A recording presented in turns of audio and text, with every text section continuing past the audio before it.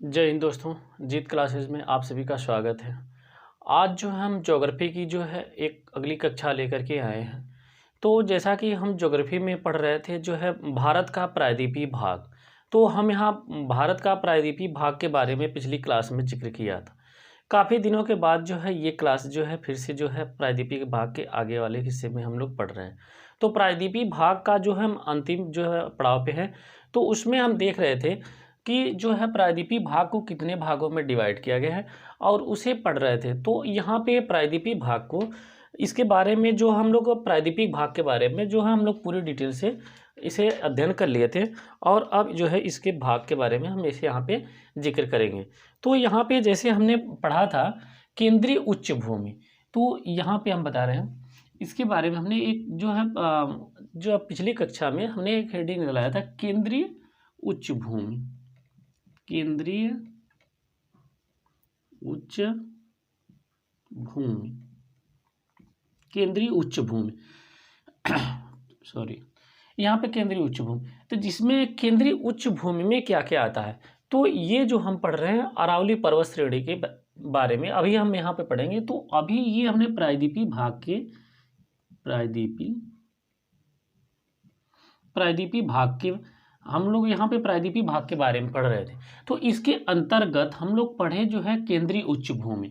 अब केंद्रीय उच्च भूमि को जो है यहाँ पे जो है लगभग 5 भागों में डिवाइड किया गया है। तो उन भागों को हमने बताया था कि हम पांचों भाग को जो है अलग अलग तरीके से हम यहाँ पे जो है उसका एनालिसिस करेंगे। तो यहाँ पे केंद्रीय उच्च भागों को हम जो है किस रूप में डिवाइड किए थे 5 भागों में, उनका जिक्र कर दे रहे हैं। तो इसके निम्न क्षेत्र जो थे, निम्न क्षेत्र, तो निम्न क्षेत्र कौन कौन से हैं। तो यहाँ पे जो पहला है वो है यहाँ पे अरावली पर्वत श्रेणी। यहाँ पे क्या है, अरावली पर्वत श्रेणी, ये है अरावली पर्वत श्रेणी जिसका जिक्र हम आज की क्लास में करेंगे। तो ये है इसके केंद्रीय उच्च भूमि की क्या है, प्रायद्वीपीय पठार के अंतर्गत जो केंद्रीय उच्च भूमि हम उनके बारे में जिक्र करेंगे। तो यहाँ पे पहला जो था ये अरावली पर्वत श्रेणी है और यहाँ पे जो दूसरा है वो यहाँ पे है मेवाड़ का पठार है। तो इसे क्या बोलते हैं, मेवाड़ का पठार, मेवाड़ का पठार। यहाँ पे हम जो अगला पढ़ेंगे वो है यहाँ पे मालवा का पठार। कौन सा, मालवा का पठार। उसके बाद अगला जो पढ़ेंगे हम वो है बुंदेलखंड का पठार। कौन सा, बुंदेलखंड का पठार, बुंदेलखंड का पठार। और इसके बाद जो है इसमें पढ़ेंगे हम केंद्रीय उच्च भूमि में यहाँ पे जो है विंध्यन श्रेणी। कौन सी, विंध्यन श्रेणी, हम यहाँ पे पढ़ेंगे विंध्यन श्रेणी। एक और हम यहाँ पे जिक्र करेंगे सतपुड़ा श्रेणी, सतपुड़ा श्रेणी, हम सतपुड़ा श्रेणी। इन 6 भागों में केंद्रीय उच्च भूमि को जो हम लोग यहाँ पे विस्तार पूर्वक जिक्र करेंगे। तो ये है प्रायद्वीपीय भाग के अंतर्गत जो केंद्रीय उच्च भूमि है उसके अंतर्गत 6 भाग हैं। कौन कौन से, अरावली पर्वत श्रेणी, मेवाड़ का पठार, मालवा का पठार, बुंदेलखंड का पठार, विंध्यन श्रेणी और कौन सी, सतपुड़ा श्रेणी। तो इन सभी श्रेणियों के बारे में आइए हम बारी बारी से जिक्र करते हैं। तो जैसा कि हमने बताया था कि यहाँ पे हम जो पहला लिए हैं कौन सा, अरावली पर्वत श्रेणी। तो यहाँ पे हम अरावली पर्वत श्रेणी का विस्तार देखेंगे और इसमें जो है जल विभाजक, जलवायु विभाजक और यहाँ पे नदी, यहाँ पे इसकी जो है पर्वत श्रेणियाँ कौन सी उच्च है और यहाँ पे खनिज, हम इसका जिक्र करेंगे इतना जो है, और इसके पर्यटक स्थल और नदियों के बारे में। तो इस अरावली पर्वत श्रेणी का हम इतने टॉपिक पे इस पे डिस्कस करेंगे। तो आइए हम इसके विस्तार देखते हैं कि अरावली पर्वत श्रेणी का विस्तार कितना है। तो यहाँ पे हम विस्तार का जिक्र करते हैं, अरावली पर्वत श्रेणी।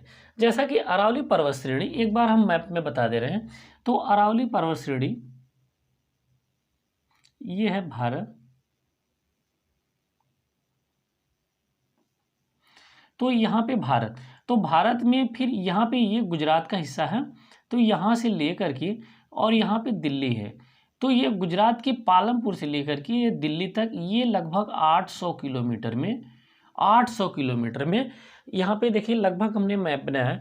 तो इसमें जो है यहाँ पे गुजरात के पालमपुर से लेकर के दिल्ली तक को इसे अरावली पर्वत श्रेणी जो है यहाँ पे इसका विस्तार है अरावली पर्वत श्रेणी का। तो ये इसकी लगभग दूरी कितनी है, वो 800 किलोमीटर है। यहाँ पे दूरी कितनी है, 800 किलोमीटर। तो ये हम यहाँ पे देखेंगे कि इसका विस्तार कितना है।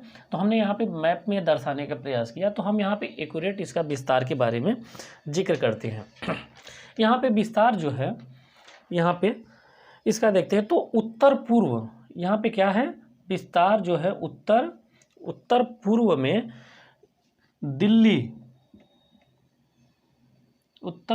में दिल्ली से लेकर के दक्षिण पश्चिम, हमने बताया दक्षिण पश्चिम में गुजरात से लेकर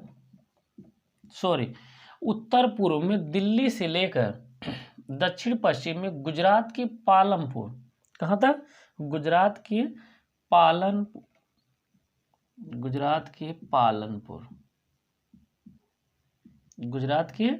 पालनपुर तक इसका विस्तार है। तो इसका विस्तार हमने जैसा बताया था, तो यहाँ पे इसका यहाँ तक पालनपुर तक विस्तार है लगभग कितना, 800 किलोमीटर, 800 किलोमीटर,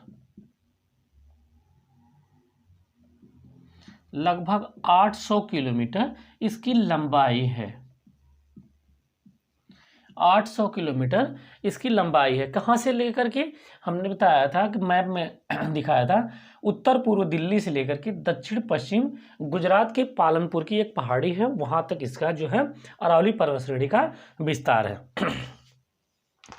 हम आइए इसका देखते हैं कि ये जो अरावली पर्वत श्रेणी है ये किसका उदाहरण है, किस पहाड़ी का उदाहरण है। जैसे नवीन बलित पर्वत होता है, प्राचीन होता है, मोड़दार होते हैं, तो ऐसे ये किस श्रेणी का जो है उदाहरण है। तो उदाहरण के तौर पे हम अगर यदि जिक्र करें, उदाहरण के तौर पे, तो यह जो है एक जो है प्राचीनतम, यहाँ पे क्या है इसका, कभी कभी यह प्रश्न पूछ देता है। तो यह प्राचीनतम यहाँ पे क्या है,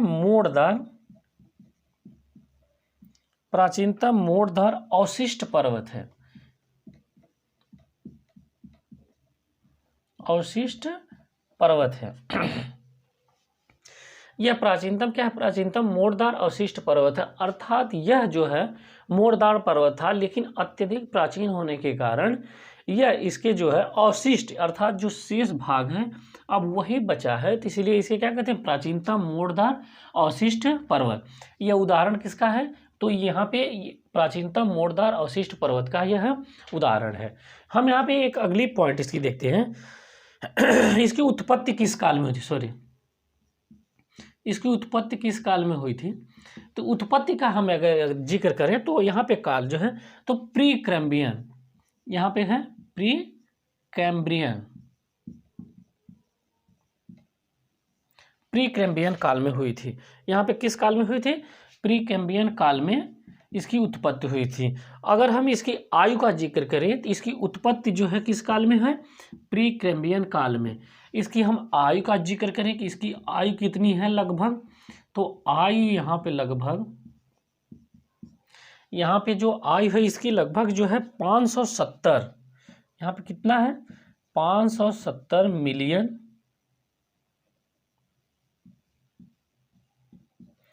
570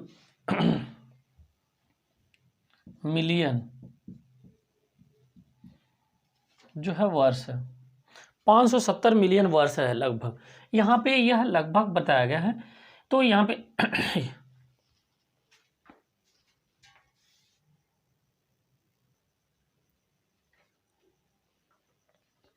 तो इसकी आयु जो है यहाँ पे कितनी है, 570 मिलियन वर्ष जो है इसकी लगभग पूर्व है। तो यहाँ पे इसकी आयु। अब हम यहाँ पे देखेंगे जल विभाजक के बारे में। तो यह है जो है अरावली पर्वत श्रेणी जल विभाजक के रूप में कैसे कार्य करती है। यहाँ पे जल विभाजक के रूप में, जल विभाजक के रूप में कैसे कार्य करती है। तो यहाँ पे जल विभाजक के रूप में जैसा कि है, तो यहाँ पे जल विभाजक राजस्थान का मैदान, यहाँ पे देखिएगा राजस्थान का मैदान,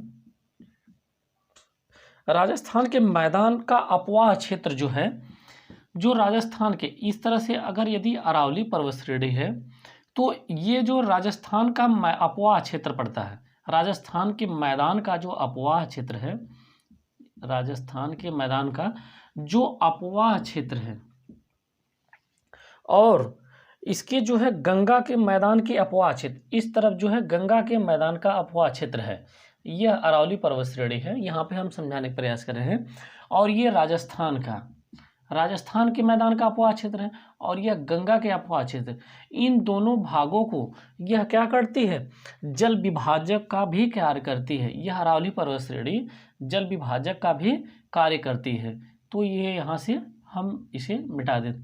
तो यहाँ पे क्या कहते हैं, राजस्थान का मैदान का अपवाह क्षेत्र तथा गंगा का मैदान का अपवाह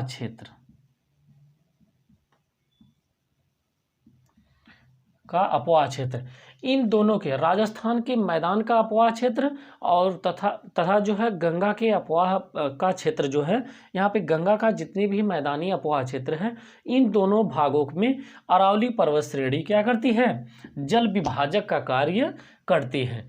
तो ये था यहाँ पे जल विभाजक से संबंधित। अब हम यहाँ पे देखते हैं इससे, इस अरावली पर्वत श्रेणी से एक नदी निकलती है, वह इस अरावली पर्वत श्रेणी की बहुत ही महत्वपूर्ण नदी है, उसका नाम है लूनी नदी।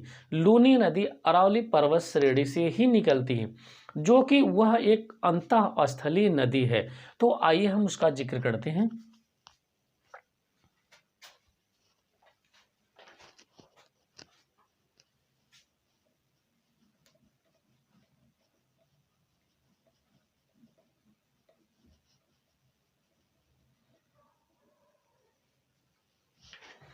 हम यहाँ पे देखते हैं नदी किसका, अरावली पर्वत श्रेणी के अंतर्गत, तो नदी के बारे में। तो यहाँ पे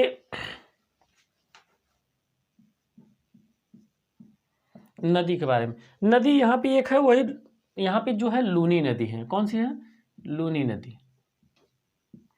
इसका जो है यहाँ पे उद्गम जो हुआ है वह जो है अरावली पर्वत श्रेणी से ही इसका उद्गम हुआ है। तो यह नदी जो है, और इसकी उत्पत्ति जो होती है, उत्पत्ति जो है इसी पर्वत श्रेणी से होती है। तथा जो यह अगर हम कहें तो यह इसका जो है विलीन कहाँ पे होती है, यह रण के क्षेत्र में विलीन हो जाती है। रण के क्षेत्र में यह विलीन हो जाती है। तो ये इसकी उत्पत्ति कहाँ से होती है, तो उत्पत्ति जो है अरावली पर्वत श्रेणी से, और यह विलीन कहाँ पे होती है, रण के क्षेत्र में। इसी कारण जो है इसे क्या बोलते हैं, अंतःस्थलीय, इसे अंतःस्थलीय अपवाह तंत्र भी कहते हैं। अंतःस्थलीय अपवाह तंत्र भी कहते हैं, या इसका अंतःस्थलीय अपवाह तंत्र का इसे उदाहरण माना जाता है। तो ये लूनी नदी है, यहाँ की बहुत इंपॉर्टेंट नदी है। इसकी उत्पत्ति जो है अरावली पर्वत श्रेणी से हुई है, और यह रण के क्षेत्र में विलीन हो जाती है, और इसी कारण जो है इसे अंतःस्थलीय अपवाह तंत्र भी कहा जाता है, या यह उसका उदाहरण है। तो आइए देखते हैं। और इसकी दो सहायक नदियां हैं, इसकी दो सहायक नदियां वो कौन कौन सी हैं, एक जो है सुबरी और एक है जवाई। एक है सुबरी एवं एक है जवाई नदी। जवाई नदी कौन सी, एक है सुबरी नदी और एक है जवाई। यह दोनों की दोनों नदियां अरावली पर्वत श्रेणी से ही निकलती हैं। दोनों की दोनों नदियां अरावली पर्वत श्रेणी से निकलती हैं और लूनी की सहायक नदी हैं। तो यहाँ इसकी सहायक दो इम्पोर्टेंट नदी हैं, सुबरी और जवाई नदी। अब हम यहाँ पे इसके बाद जो देखते हैं, हमने यहाँ पे जल विभाजक पढ़ा था। जल विभाजक जो था वो राजस्थान का मैदान का अपवाह क्षेत्र तथा गंगा का मैदान का अपवाह क्षेत्र, इन दोनों को जो है यहाँ पे अरावली पर्वत श्रेणी अलग करती है। अब हम पढ़ेंगे जलवायु विभाजक क्या है। अब हम इसके बाद पढ़ेंगे जलवायु विभाजक। तो हमने जल विभाजक के बारे में समझा। अब ये देखेंगे कि जो अरावली पर्वत श्रेणी है वो जलवायु विभाजक के रूप में किस प्रकार से कार्य करती है। क्या है जलवायु विभाजक। जलवायु विभाजक, जैसा कि जलवायु विभाजक में यहाँ पे यह अगर यदि हम अरावली पर्वत श्रेणी को समझें तो जो अरावली पर्वत श्रेणी के पश्चिमी भाग है वह काफ़ी शुष्क है। तो और जो इसके जो है पूर्वी भाग है यह जो है वर्षा के द्वारा जो है यह आर्द्र बना रहता है। तो यह कहीं ना कहीं अरावली पर्वत श्रेणी जो है जलवायु विभाजक का भी कार्य करती है। तो यहाँ पे जलवायु विभाजक के रूप में हम इसे देखेंगे कि जलवायु विभाजक, तो यहाँ पे जैसा कि बता रहा है कि पूरब की अपेक्षा यहाँ पे क्या हो जाएगा, पूरब की अपेक्षा पश्चिम का जो हिस्सा है, ये पश्चिम का हिस्सा यह अरावली पर्वत श्रेणी है।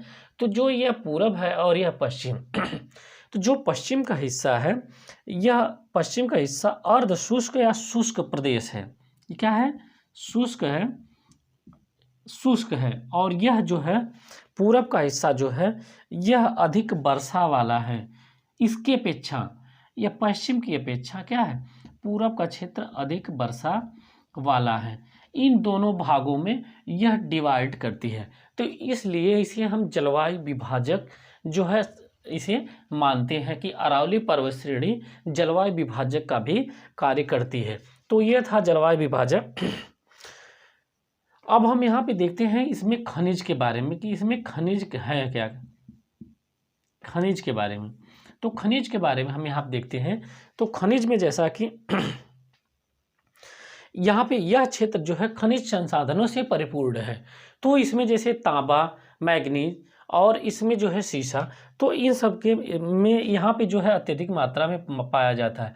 तो यह जो है अरावली पर्वत श्रेणी का जो क्षेत्र है इसमें सबसे ज़्यादा अगर प्रसिद्ध है तो वह तांबा और सीसा,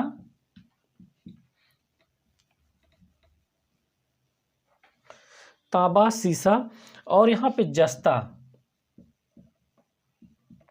अभ्रक इत्यादि ऐसे क्षेत्र जो है यहाँ पे जो है अत्यधिक मात्रा में पाए जाती है। चूना पत्थर भी यहाँ पे भंडार हैं सब। तो यहाँ पे खनिज के क्षेत्र के दृष्टि से भी यह जो है अरावली पर्वत श्रेणी काफ़ी समृद्ध क्षेत्र माना जाता है। तो यहाँ पे तांबा, सीसा, जस्ता, अभ्रक, चूना पत्थर इत्यादि इन सब चीज़ों का जो यहाँ पे भंडार पाया जाता है। तो ये था यहाँ पे खनिज का। जलवायु विभाजक के बारे में हमने नदी के बारे में भी समझा। अब हम यहाँ पे देखते हैं कि जो कुछ पर्वत श्रेणियाँ हैं उस पर आखिर है क्या, उस पर पर्यटन, तो इन सब के बारे में देखते हैं। यहाँ पे जो सबसे उच्च शिखर है वो है गुरु शिखर, उसके बारे में देखते हैं। यहाँ पे जो है सर्वोच्च शिखर, तो सर्वोच्च शिखर का जिक्र करें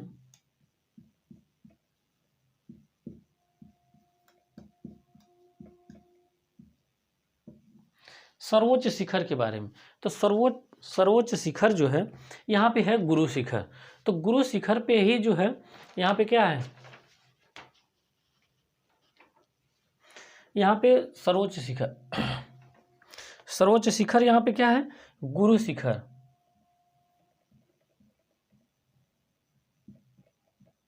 गुरु शिखर यदि अगर पूछे अरावली पर्वत श्रेणी का सर्वोच्च शिखर कौन सा है तो हम इसे गुरु शिखर माने, जो आबू की पहाड़ी पर स्थित है। और यह स्थित कहाँ है, आबू की पहाड़ी पर। कहाँ पर, आबू की पहाड़ी पर। आबू की पहाड़ी पर यह जो है स्थित है। आबू की पहाड़ी पर यह स्थित है। और यहाँ पे प्रसिद्ध क्या है, इसी आबू की पहाड़ी पर, यहाँ पे ध्यान दीजिएगा, इसी आबू की पहाड़ी पर जैनियों का प्रसिद्ध तीर्थ स्थल, जैनियों का प्रसिद्ध तीर्थ स्थल, यहाँ पे जैनियों का प्रसिद्ध तीर्थ स्थल ये यहाँ पे धर्म स्थल इसका कौन सा है? दिलवाड़ा का जैन मंदिर। कौन सा है? दिलवाड़ा का जैन मंदिर। दिलवाड़ा का जैन मंदिर यहाँ पे काफ़ी प्रसिद्ध मंदिर यह है, दिलवाड़ा का जैन मंदिर, जैनियों के लिए। कहाँ पे? माउंट आबू की पहाड़ी पर यह स्थित है। जबकि अन्य शिखर भी हैं, एक कुंभलगढ़ भी शिखर है, कुंभलगढ़, जो कि अरावली पर्वत पे ही शिखर, कुंभलगढ़ शिखर।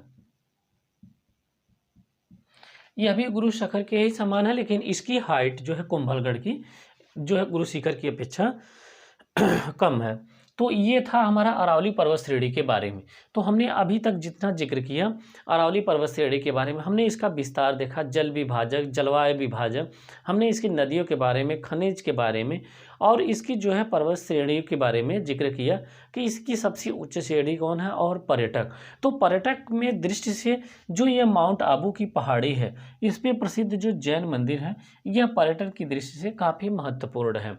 तो ये हमारा अरावली पर्वत श्रेणी का यहाँ पे जो विस्तार था, हमने जो है परीक्षा की दृष्टि से जो इम्पोर्टेंट है बताया। अगली यहाँ पे है मेवाड़ का पठार। यहाँ पे एक छोटी पॉइंट है, देखते हैं हम उसे, मेवाड़ का पठार के बारे में।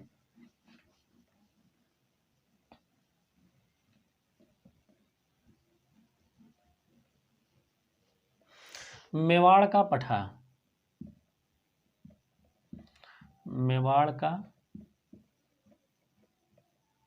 मेवाड़ का पठार, यह पठार जो है यहाँ पे देखिए, यह पठार, इसका जो विस्तार है, सबसे पहले इसका हम विस्तार देखते हैं।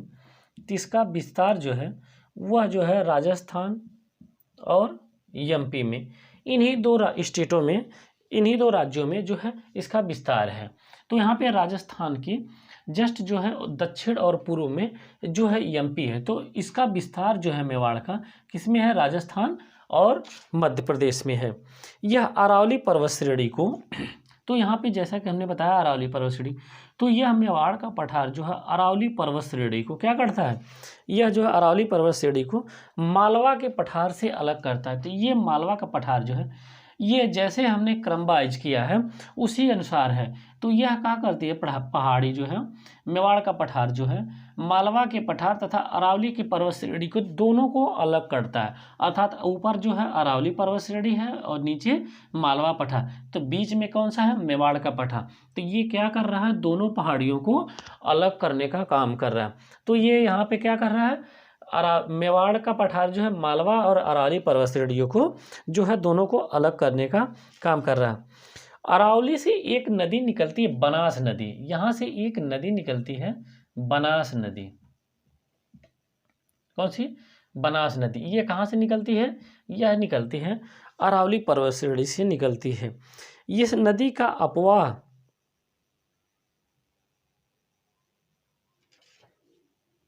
यह इस नदी जो बनास नदी है, इस बनास नदी का जो अपवाह क्षेत्र पड़ता है वह जो है इसी जो है मेवाड़ के पठार में जो है इसका अपवाह तंत्र पड़ता है। अब ये बात आती है कि ये बनास नदी जो है किसकी सहायक नदी है? तो यह जो किसकी सहायक नदी है? तो यह चंबल की सहायक नदी है। किसकी सहायक नदी है? तो यह जो है चंबल की सहायक नदी है।